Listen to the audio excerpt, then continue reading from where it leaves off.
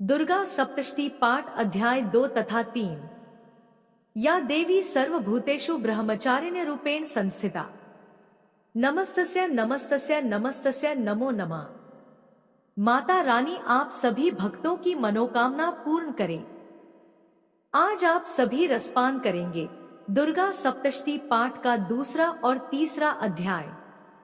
इससे पहले मैं आपको बता दूं कि आप हमारे चैनल पर हर दिन नियम से माँ दुर्गा के जितने भी 9 स्वरूप हैं, उनकी व्रत कथा सुन सकते हैं। अगर आपने कल की वीडियो नहीं देखी है, तो इस वीडियो के देखने के बाद आप उस कथा का भी श्रवण अवश्य करें। वीडियो को शुरू करने से पहले आप सभी से निवेदन है कि कमेंट बॉक्स में जय माता दी अवश्य लिखें। इस अध्याय में देवताओं के तेज से देवी का प्रादुर्भाव और महिषासुर की सेना का वध। ऋषि कहते हैं, पूर्व काल में देवताओं और असुरों में पूरे 100 वर्षों तक घोर संग्राम हुआ था। उसमें असुरों का स्वामी महिषासुर था और देवताओं के नायक इंद्र थे। उस युद्ध में देवताओं की सेना महाबली असुरों से परास्त हो गई। संपूर्ण देवताओं को जीतकर महिषासुर इंद्र बन बैठा। तब पराजित देवता प्रजापति ब्रह्मा जी को आगे करके उस स्थान पर गए जहां भगवान शंकर और श्री हरि विष्णु विराजमान थे।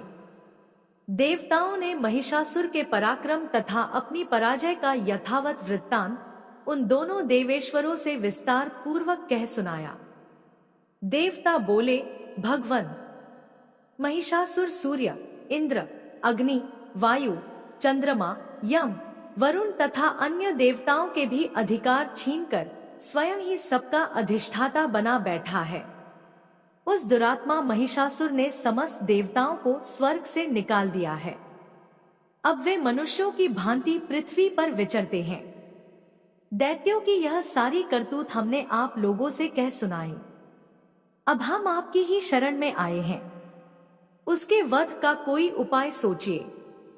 इस प्रकार देवताओं के वचन सुनकर भगवान विष्णु और शिव ने दैत्यों पर बड़ा क्रोध किया। उनकी भौहें तन गईं और मुंह टेढ़ा हो गया। तब अत्यंत कोप में भरे हुए चक्रपाणी श्री विष्णु के मुख से एक महान तेज प्रकट हुआ। इसी प्रकार ब्रह्मा, शंकर तथा इंद्र आदि अन्यान्य देवताओं के शरीर से भी बड़ा भारी तेज निकला। वह सब मिलकर एक हो गया। महान तेज का वह पुंज जाज्वल्यमान पर्वत सा जान पड़ा। देवताओं ने देखा, वहां उसकी ज्वालाएं संपूर्ण दिशाओं में व्याप्त हो रही थी। संपूर्ण देवताओं के शरीर से प्रकट हुए उस तेज की कहीं तुलना नहीं थी। एकत्रित होने पर वह एक नारी के रूप में परिणत हो गया और अपने प्रकाश से तीनों लोकों में व्याप्त जान पड़ा। भगवान शंकर का जो तेज था, उससे उस देवी का मुख प्रकट हुआ। यमराज के तेज से उसके सिर में बाल निकल आए। श्री विष्णु भगवान के तेज से उसकी भुजाएं उत्पन्न हुई। चंद्रमा के तेज से दोनों स्तनों का और इंद्र के तेज से मध्य भाग का प्रादुर्भाव हुआ। वरुण के तेज से जंघा और पिंडली तथा पृथ्वी के तेज से नितंब भाग प्रकट हुआ। ब्रह्मा के तेज से दोनों चरण और सूर्य के तेज से उसकी अंगुलियां हुई। वसुओं के तेज से हाथों की अंगुलियां और कुबेर के तेज से नासिका प्रकट हुई। उस देवी के दांत प्रजापति के तेज से और तीनों नेत्र अग्नि के तेज से प्रकट हुए थे। उसकी भौहें संध्या के और कान वायु के तेज से उत्पन्न हुए थे। इसी प्रकार अन्यान्य देवताओं के तेज से भी उस कल्याणमयी देवी का आविर्भाव हुआ। तदंतर समस्त देवताओं के तेज पुंज से प्रकट हुई देवी को देखकर महिषासुर के सताए हुए देवता बहुत प्रसन्न हुए। पिनाकधारी भगवान शंकर ने अपने शूल से एक शूल निकालकर उन्हें दिया। फिर भगवान विष्णु ने भी अपने चक्र से चक्र उत्पन्न करके भगवती को अर्पण किया। वरुण ने भी शंख भेंट किया। अग्नि ने उन्हें शक्ति दी और वायु ने धनुष तथा बाण से भरे हुए 2 तरकस प्रदान किए। सहस्र नेत्रों वाले देवराज इंद्र ने अपने वज्र से वज्र उत्पन्न करके दिया और ऐरावत हाथी से उतारकर एक घंटा भी प्रदान किया। यमराज ने कालदंड से दंड, वरुण ने पाश, प्रजापति ने स्फटिकाक्ष की माला तथा ब्रह्माजी ने कमंडलू भेंट किया। सूर्य ने देवी के समस्त रोमकूपों में अपनी किरणों का तेज भर दिया। काल ने उन्हें चमकती हुई ढाल और तलवार दी। क्षीर समुद्र ने उज्जवल हार तथा कभी जीर्ण न होने वाले 2 दिव्य वस्त्र भेंट किए। साथ ही उन्होंने दिव्य चूड़ामणि, 2 कुंडल, कड़े, उज्जवल अर्धचंद्र, सब बाहुओं के लिए केयूर, दोनों चरणों के लिए निर्मल नूपुर, गले की सुंदर हंसली और सब अंगुलियों में पहनने के लिए रत्नों की बनी अंगूठियां भी दी। विश्वकर्मा ने उन्हें अत्यंत निर्मल फरसा भेंट किया। साथ ही अनेक प्रकार के अस्त्र और अभेद्य कवच दिए। इनके सिवा मस्तक और वक्ष स्थल पर धारण करने के लिए कभी न कुम्हलाने वाले कमलों की मालाएं दी। जल्दी ने उन्हें सुंदर कमल का फूल भेंट किया। हिमालय ने सवारी के लिए सिंह तथा भांति भांति के रत्न समर्पित किए। धनाध्यक्ष कुबेर ने मधु से भरा पान पात्र दिया तथा संपूर्ण नागों के राजा शेष ने, जो इस पृथ्वी को धारण करते हैं, उन्हें बहुमूल्य मणियों से विभूषित नागहार भेंट दिया। इसी प्रकार अन्य देवताओं ने भी आभूषण और अस्त्र शस्त्र देकर देवी का सम्मान किया। तत्पश्चात उन्होंने बारंबार अट्टहास पूर्वक उच्च स्वर से गर्जना की। उनके भयंकर नाद से संपूर्ण आकाश गूंज उठा। देवी का वह अत्यंत उच्च स्वर से किया हुआ सिंहनाद कहीं समा न सका। आकाश उसके सामने लघु प्रतीत होने लगा। उससे बड़े जोर की प्रतिध्वनि हुई, जिससे संपूर्ण विश्व में हलचल मच गई और समुद्र कांप उठे। पृथ्वी डोलने लगी और समस्त पर्वत हिलने लगे। उस समय देवताओं ने अत्यंत प्रसन्नता के साथ सिंहवाहिनी भवानी से कहा, देवी तुम्हारी जय हो। साथ ही महर्षियों ने भक्ति भाव से विनम्र होकर उनका स्तवन किया। संपूर्ण त्रिलोकी को क्षोभग्रस्त देख दैत्यगण अपनी समस्त सेना को कवच आदि से सुसज्जित कर हाथों में हथियार ले सहसा उठकर खड़े हो गए। उस समय महिषासुर ने बड़े क्रोध में आकर कहा, यह क्या हो रहा है? फिर वह संपूर्ण असुरों से घिरकर उस सिंहनाद की ओर लक्ष्य करके दौड़ा और आगे पहुंचकर उसने देवी को देखा, जो अपनी प्रभा से तीनों लोकों को प्रकाशित कर रही थी। उनके चरणों के भार से पृथ्वी दबी जा रही थी। माथे के मुकुट से आकाश में रेखासी खिंच रही थी तथा वे अपने धनुष की टंकार से सातों पातालों को क्षुब्ध किए देती थी।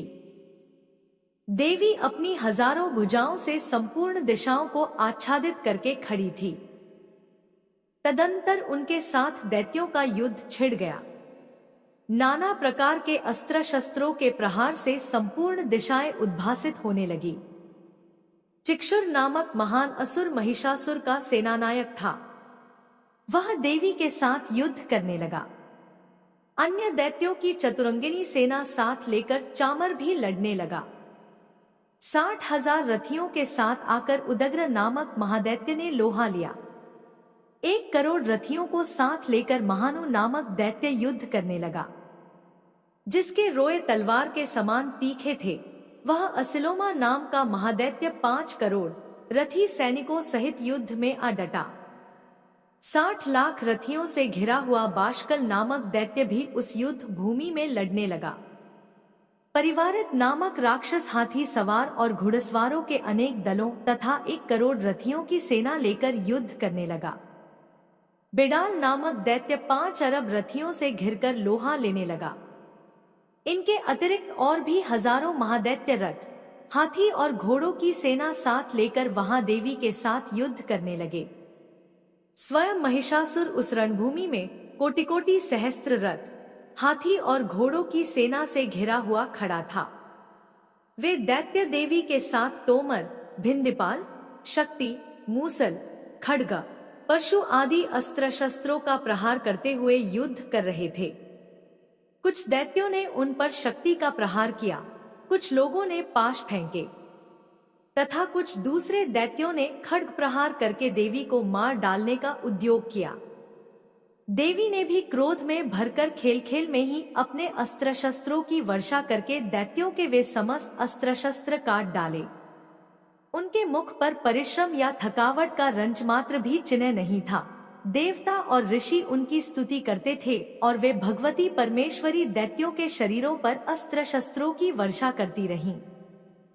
देवी का वाहन सिंह भी क्रोध में भरकर गर्दन के बालों को हिलाता हुआ असुरों की सेना में इस प्रकार विचरने लगा, मानो वनों में दावानल फैल रहा हो। रणभूमि में दैत्यों के साथ युद्ध करती हुई अंबिका देवी ने जितने श्वास छोड़े, वे सभी तत्काल सैकड़ों हजारों गणों के रूप में प्रकट हो गए और परशु, भिंदीपाल, खड्ग तथा पट्टीशादी अस्त्रों द्वारा असुरों का सामना करने लगे। देवी की शक्ति से बढ़े हुए वे गण असुरों का नाश करते हुए नगाड़ा और शंख आदि बाजे बजाने लगे। उस संग्राम महोत्सव में कितने ही गण मृदंग बजा रहे थे। तदंतर देवी ने त्रिशूल से, गदा से, शक्ति की वर्षा से और खड्ग आदि से सैकड़ों महादैत्यों का संहार कर डाला। कितनों को घंटे के भयंकर नाद से मूर्छित करके मार गिराया। बहुतेरे दैत्यों को पाश से बांध कर धरती पर घसीटा। कितने ही दैत्य उनकी तीखी तलवार की मार से दो दो टुकड़े हो गए। कितने ही गदा की चोट से घायल हो धरती पर सो गए। कितने ही मूसल की मार से अत्यंत आहत होकर रक्त वमन करने लगे। कुछ दैत्य शूल से छाती फट जाने के कारण पृथ्वी पर ढेर हो गए। उस रणांगण में बाण समूहों की वृष्टि से कितने ही असुरों की कमर टूट गई। बांस की तरह झपटने वाले देवपीड़क दैत्यगण अपने प्राणों से हाथ धोने लगे। किन्हीं की बाहें छिन्न भिन्न हो गईं। कितनों की गर्दनें कट गईं। कितने ही दैत्यों के मस्तक कट-कट कर गिरने लगे। कुछ लोगों के शरीर मध्य भाग में ही विदीर्ण हो गए। कितने ही महादैत्य जांघें कट जाने से पृथ्वी पर गिर पड़े। कितनों को ही देवी ने एक बांह, एक पैर और एक नेत्र वाले करके दो टुकड़ों में चीर डाला। कितने ही दैत्य मस्तक कट जाने पर भी गिरकर फिर उठ जाते और केवल धड़ के ही रूप में अच्छे अच्छे हथियार हाथ में ले देवी के साथ युद्ध करने लगते थे। दूसरे कबंध युद्ध के बाजों की लय पर नाचते थे। कितने ही बिना सिर के धड़ हाथों में खड्ग, शक्ति और रिष्टि लिए दौड़ते थे तथा दूसरे दूसरे महादैत्य ठहरो ठहरो यह कहते हुए देवी को युद्ध के लिए ललकारते थे।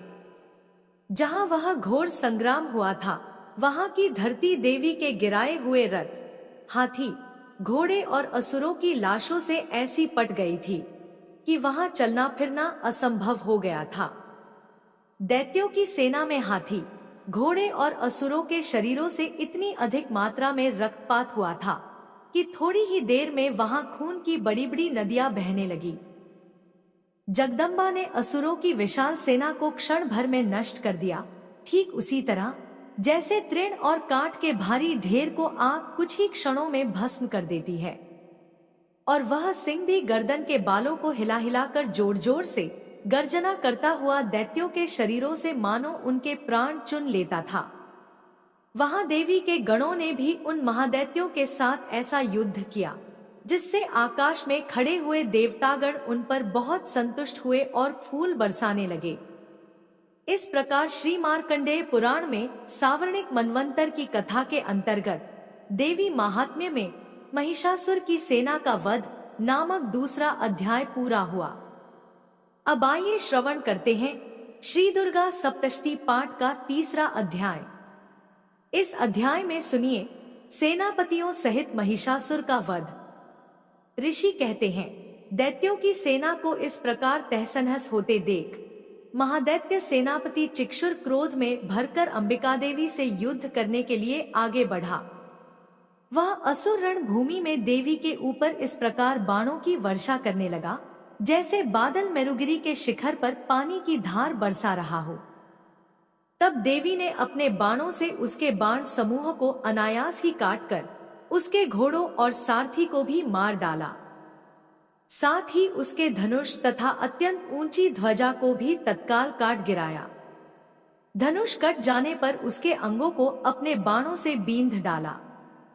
धनुष, रथ, घोड़े और सारथी के नष्ट हो जाने पर वह असुर ढाल और तलवार लेकर देवी की ओर दौड़ा। उसने तीखी धार वाली तलवार से सिंह के मस्तक पर चोट करके देवी की भी बाईं भुजा में बड़े वेग से प्रहार किया। राजन, देवी की बाह पर पहुंचते ही वह तलवार टूट गई। फिर तो क्रोध से लाल आंखें करके उस राक्षस ने शूल हाथ में लिया और उसे उस महादैत्य ने भगवती भद्रकाली के ऊपर चलाया। वह शूल आकाश से गिरते हुए सूर्यमंडल की भांति अपने तेज से प्रज्वलित हो उठा। उस शूल को अपनी ओर आते देख देवी ने भी शूल का प्रहार किया। उससे राक्षस के शूल के सैकड़ों टुकड़े हो गए, साथ ही महादैत्य चिक्षुर की भी धज्जियां उड़ गईं। वह प्राणों से हाथ धो बैठा। महिषासुर के सेनापति उस महापराक्रमी चिक्षुर के मारे जाने पर देवताओं को पीड़ा देने वाला चामर हाथी पर चढ़कर आया। उसने भी देवी के ऊपर शक्ति का प्रहार किया, किंतु जगदम्बा ने उसे अपने हुंकार से ही आहत एवं निष्प्रभ करके तत्काल पृथ्वी पर गिरा दिया। शक्ति टूटकर गिरी हुई देख चामर को बड़ा क्रोध हुआ। अब उसने शूल चलाया, किंतु देवी ने उसे भी अपने बाणों द्वारा काट डाला। इतने में ही देवी का सिंह उछलकर हाथी के मस्तक पर चढ़ बैठा और उस दैत्य के साथ खूब जोर लगाकर बाहुयुद्ध करने लगा। वे दोनों लड़ते लड़ते हाथी से पृथ्वी पर आ गए और अत्यंत क्रोध में भरकर एक दूसरे पर बड़े भयंकर प्रहार करते हुए लड़ने लगे। तदंतर सिंह बड़े वेग से आकाश की ओर उछला और उधर से गिरते समय उसने पंजों की मार से चामर का सिर धड़ से अलग कर दिया। इसी प्रकार उदग्र भी शिला और वृक्ष आदि की मार खाकर रणभूमि में देवी के हाथ से मारा गया तथा कराल भी दांतों, मुक्कों और थप्पड़ों की चोट से धराशायी हो गया। क्रोध में भरी हुई देवी ने गदा की चोट से उद्धत का कचूमर निकाल डाला। भिंदीपाल से वाशकल को तथा बाणों से ताम्र और अंधक को मौत के घाट उतार दिया। 3 नेत्रों वाली परमेश्वरी ने त्रिशूल से उग्रास्य, उग्रवीर्य तथा महानु नामक दैत्यों को मार डाला। तलवार की चोट से विडाल के मस्तक को धड़ से काट गिराया। दुर्धर और दुर्मुख इन दोनों को भी अपने बाणों से यमलोक भेज दिया। इस प्रकार अपनी सेना का सहार होता देख महिषासुर ने भैंसे का रूप धारण करके देवी के गणों को त्रास देना आरंभ किया। किन्हीं को थूथुन से मारकर, किन्हीं के ऊपर खुरों का प्रहार करके, किन्हीं किन्हीं को पूंछ से चोट पहुंचाकर, कुछ को सींगों से विदीर्ण करके, कुछ गणों को वेग से, किन्हीं को सिंहनाद से, कुछ को चक्कर देकर और कितनों को नी श्वासवायु के झोंके से धराशायी कर दिया। इस प्रकार गणों की सेना को गिराकर वह असुर महादेवी के सिंह को मारने के लिए झपटा। इससे जगदम्बा को बड़ा क्रोध हुआ। उधर महापराक्रमी महिषासुर भी क्रोध में भरकर धरती को खुरों से खोदने लगा तथा अपने सींगों से ऊंचे ऊंचे पर्वतों को उठाकर फेंकने और गर्जने लगा। उसके वेग से चक्कर देने के कारण पृथ्वी क्षुब्ध होकर फटने लगी। उसकी पूंछ से टकराकर समुद्र सब ओर से धरती को डुबोने लगा। हिलते हुए सींगों के आघात से विदीर्ण होकर बादलों के टुकड़े टुकड़े हो गए।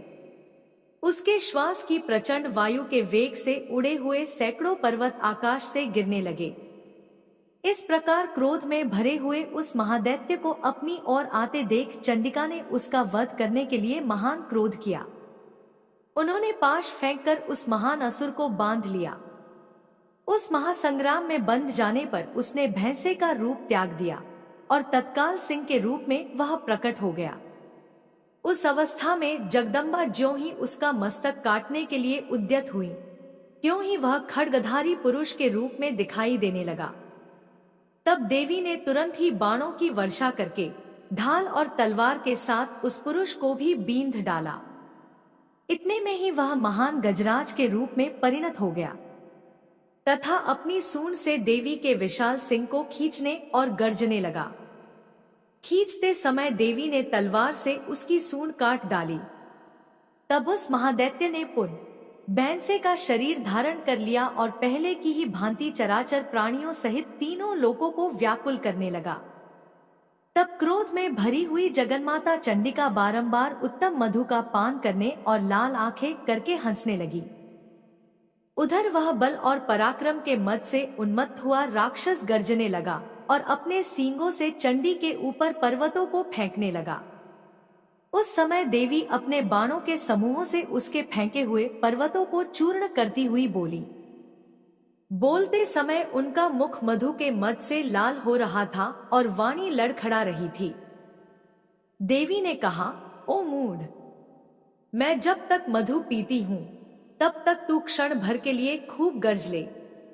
मेरे हाथ से यही तेरी मृत्यु हो जाने पर अब शीघ्र ही देवता भी गर्जना करेंगे।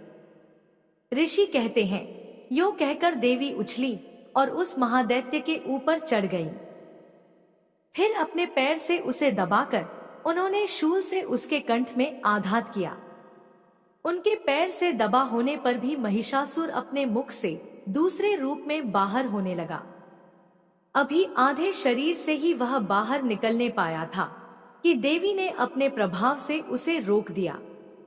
आधा निकला होने पर भी वह महादैत्य देवी से युद्ध करने लगा।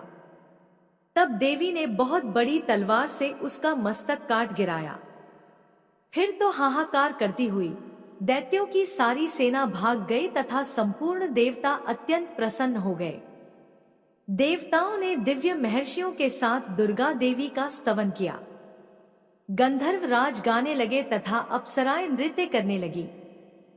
इस प्रकार श्री मार्कंडेय पुराण में सावर्णिक मनवंतर की कथा के अंतर्गत देवी महात्म्य में महिषासुरवध नामक तीसरा अध्याय पूरा हुआ। 3। जय माता दुर्गा। अगर वीडियो पसंद आई तो हमारे चैनल को सब्सक्राइब करें। धन्यवाद।